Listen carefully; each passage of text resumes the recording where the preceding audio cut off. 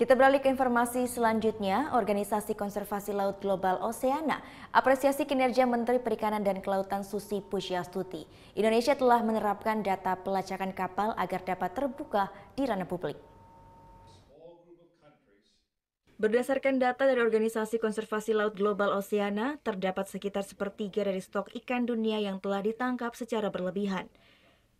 Belum lagi metode penangkapan ikan yang menggunakan metode pukat harimau yang dapat merusak terumbu karang dan spesies di dalamnya. Pihaknya terus berkampanye untuk meningkatkan transparansi dalam hal pengelolaan manajemen perikanan dan penggunaan pendekatan antar negara untuk mendapat kebijakan yang dapat memulihkan dan meningkatkan hasil laut. Sementara CEO Oceana, Andrew Sharpless, sangat mengapresiasi kinerja Menteri Kelautan dan Perikanan Susi Pujiastuti. Indonesia telah menerapkan contoh yang penting dengan membuat data pelacakan kapal agar dapat terbuka di ranah publik. Apa yang diterapkan oleh Indonesia ini telah diterapkan juga oleh Peru.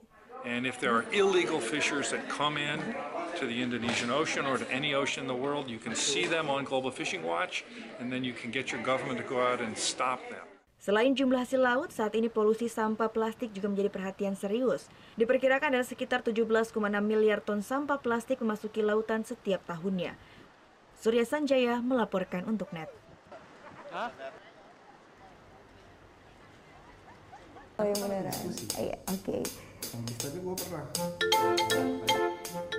Nah, udah kan untuk beritanya? Jangan lupa di subscribe, di like, dan juga di komen ya akun YouTube dari Net Bali.